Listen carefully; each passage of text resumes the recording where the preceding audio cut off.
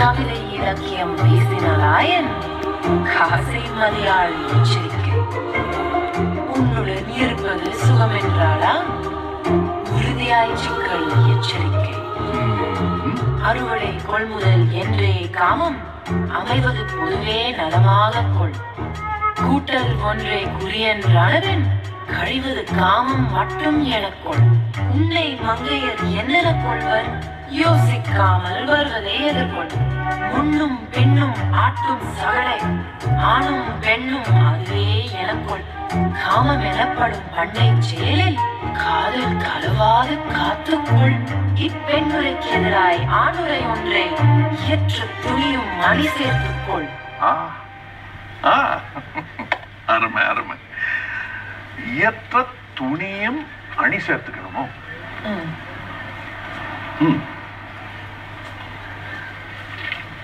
துணிவே அணியும் துணி என்றானவன் அணியொன்றவர்க்கு தனியே வருவேன். அப்படி வாங்க வழிக்கு. சோ நீங்க கவிஞர் தானே? Guilty as accused. அப்போ ஜட்ஜ்மெண்ட் சொல்றேன். சொல்லுங்க. பதிலுக்கு நீங்க ஒரு கவிதை சொல்லணும். அதான் தண்டனை. யாருக்கு? அது கவிதையை கேட்டா தானே தெரியும். சரி சொல்றேன். ஆனா நீங்க கோச்சு கூட. ஏன் பெண்களை பத்தி கேளியா? அதெல்லாம் இல்லைங்க. இது ஒரு பெண்ணோட மைண்ட் யூ ஹெட். ஒரு பெண்ணோட வேண்டுகோள் மாதிரி. ஒரு பெண் தன் தெய்வத்துக்கிட்ட பாடுற தோத்திர பாடல். ஓ, நீங்க பக்திமானா? நான் புத்திமானாங்கிறதே கேள்விக்குறியா இருக்கு. கவிதைய கேட்டா கேள்விக்குரிய ஆச்சரியக்குரிய மாறலாம் இல்லையா? Maybe. May I? Please. கலவி செய்கையில் காதில் பேசி கனிவாய் பெரிதாய் கழுத்தை கவ்வும் வெள்ளை வழிச்சிடும் பற்கள் வேண்டும். குழந்தை வாயை முகர்ந்தது போல கடும் நாற்றமில்லாத வாயும் வேண்டும்.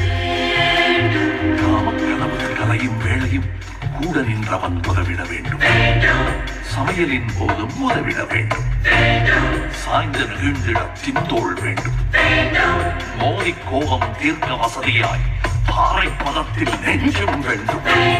அதற்கு பின்னால் துடிக்கும் இதயமும் அது ரத்தம் பாய்ச்சி நெகிழ்த்திய சிந்தையும் மூளை மடிப்புகள் அதிகம் உள்ள வேதாவிலாசம் அண்டையும் வேண்டும்.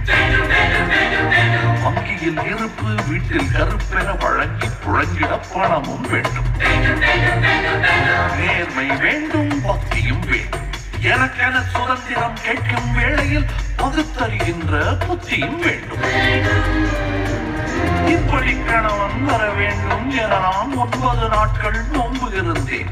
பரந்தருவாள் என் வரலட்சுமி என கடும் நோன்பு முடிந்ததும் தேடி போனேன். எங்க போன அந்த பொண்ணு? பீச்சுக்கு தான்.